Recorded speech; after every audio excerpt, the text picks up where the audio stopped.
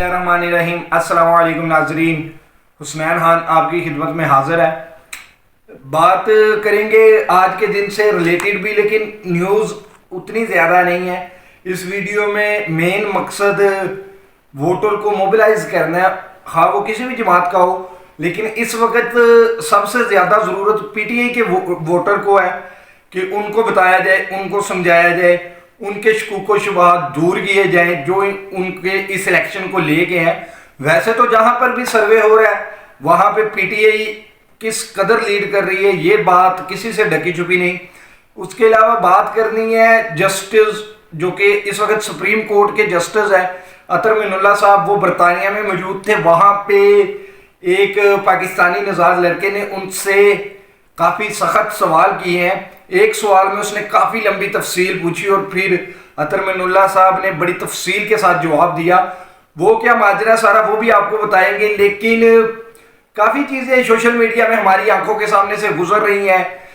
बताया जा रहा है कि साड़ी गल हो गई है, जिसकी वजह से सबसे पहला जो वोटर को कंसर्न है इन इलेक्शन को लेके वो ये है कि हर जगह पे ये बयानियां चल रहा है कि साड़ी गल हो गई है।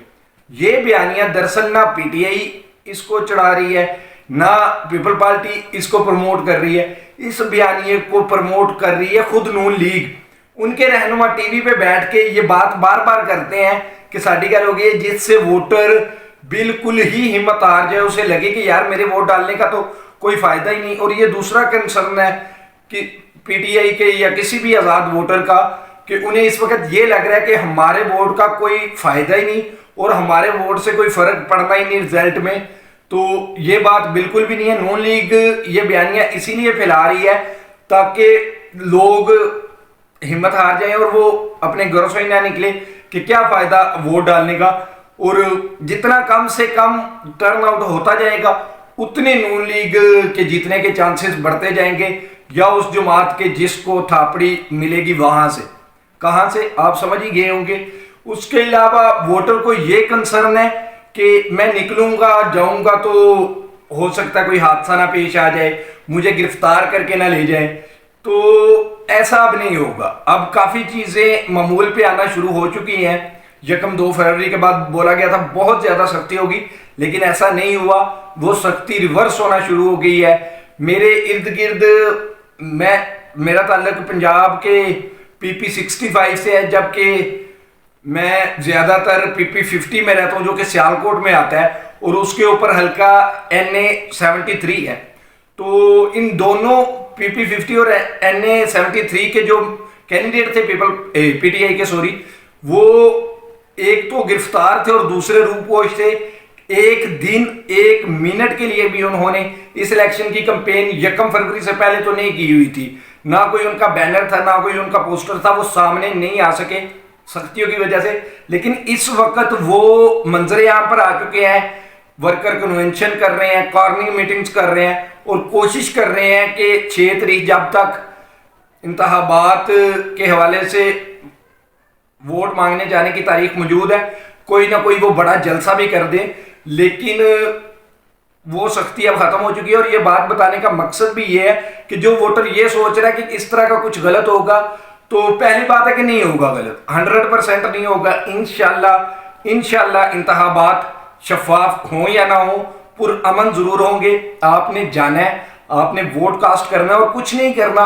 वहां की छांव देख के, वैसे तो सर्दी है, धूप ना भी हुई तो वहीं कहीं बैठ के किसी कैंप में, चाहे नॉन लीग के कैंप में बैठ जाए, टिकटॉक यूज करते ही रहे शाम तक और अपने वोट की अच्छे से हिफाजत करें। फैसला जब आ जाए तब आप खुशी खुशी वापस आ जाएं और आप ये बिल्कुल भी ना सोचें कि आपको कोई नुकसान पहुंचेगा। उसके अलावा वोटर को ये डर है कि धांधली हो जाएगी तो मेरे वोट डालने का क्या फायदा, डालूंगा तो मैं सही, लेकिन उनके मुखालिफ जो भी कैंडिडेट होगा उसके वोट मुझसे ज्यादा निकल आएंगे बिना डाले भी, तो मैं फिर क्यों जाऊं वोट डालने। तो धांधली होती है पाकिस्तान का। मुझे नहीं याद पड़ता कोई एक भी इलेक्शन ऐसा है जिसमें अब तक कभी धांधली नहीं हुई। हर इलेक्शन में धांधली होती है और धांधली के साथ सीटें जिताई जाती हैं, लेकिन धांधली एक हद तक हो सकती है। एक हद से जब ऊपर टर्नआउट चला जाए ना, अब पिछली मरतबा 51% समथिंग इतना टर्नआउट था, तो धांधली हुई थी, कई सीटों पे कहा जाता है पीटीआई को जिता दिया गया था, जो भी किया गया धांधली, मतलब 13 में भी हुई, 8 में भी हुई। लेकिन अगर आप टर्न आउट को 65% से ऊपर, वैसे तो 60% पे ही अगलों के पसीने छूट जाएंगे, लेकिन टर्न आउट अगर 65% से 70% की जानिब चला गया, आप लिखवा के ले ले, आप मुझसे हलफ ले ले, 1000 किस्म की धांधली वो कर दें।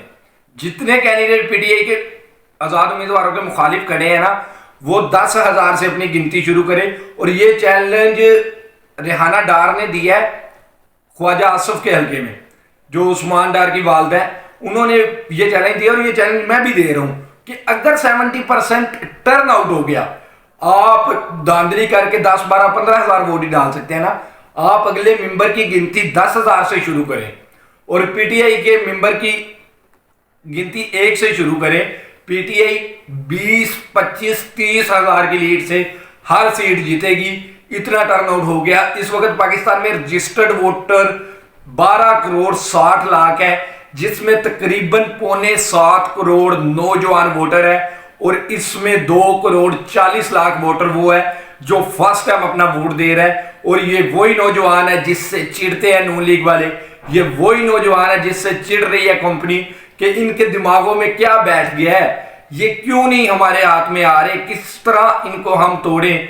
इन सब का दिल किसके हाथ में है? तो इन सब का दिल उसके हाथ में है जो इस वक्त बनीगारा में बैठा है और इन सब की तरफ देख रहा है। रोज खान साहब को सजा सुनाई जाती है। पिछले 1 हफ्ते में खान साहब को लगातार, और फिर उनको अंदर से तोड़ने की कोशिश की, उनकी निजी जिंदगी के मामला। ये भी बात मैंने आपसे करनी थी कि इद्दत में जो सजा आई है, ये बात करके फिर मैं आपको बताता हूं खान साहब के बारे में। उसको लेके अब सबको जो है ना पसीने छूट गए हैं। उसमें जितने भी सियासी मुखालफिन है इमरान खान साहब के, उन सब के पसीने छूट गए हैं। उसके अलावा ब्यूरोक्रेट जितने भी हैं, बड़े बड़े लोग, इन सब को अब डर पड़ गया कि खान साहब तो सजा बर्दाश्त कर लेंगे और ये बेबुनियाद केस है, जब किसी बड़ी अदालत में आएगा तो उड़ जाएगा। लेकिन अगर अब नहीं, 5 साल बाद खान साहब की गवर्नमेंट आ गई और उन लोगों से इस तरह का एहतसाब होना शुरू हुआ, तो वो लोग किधर जाएंगे?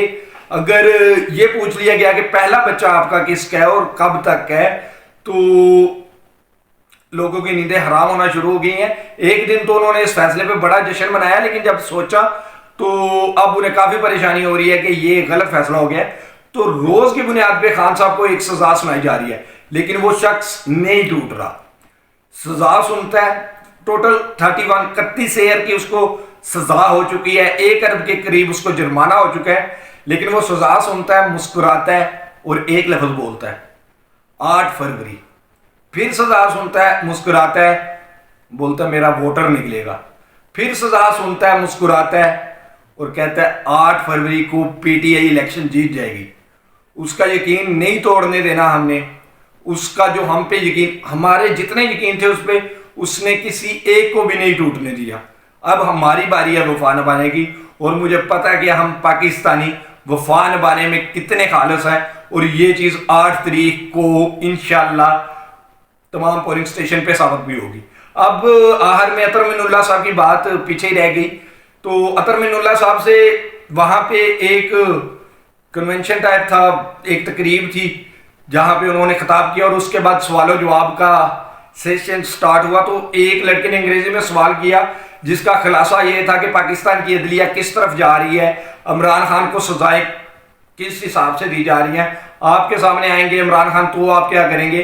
आप पाकिस्तान की अदलिया को किस जगह रेट करते हैं? अपनी ईमानदारी से बताएं, इमरान खान के खिलाफ केसों में कितनी जान है। तो इस तरह का उसने एक लंबा चौड़ा सवाल उनके आगे रख दिया। तो उन्होंने बोला कि सबसे पहले तो मुझे इस चीज पे दुख है कि तुमने 4 मरतबा ये बोला कि अपनी ईमानदारी से बताएं। उस सवाल के दरमियान उसने 4 मरतबा पूछा था कि अपनी ईमानदारी से बताएं। तो उन्होंने कहा कि मैं इस्लामाबाद हाई कोर्ट का चीफ जस्टिस रह चुका हूं, अतर मिनुल्लाह साहब। उन्होंने कहा आप इस्लामाबाद हाई कोर्ट की वेबसाइट पे जाएं, मेरे तमाम फैसले उठा के देखें, आपको लग जाएगा पता कि मैं ईमानदार हूं या नहीं।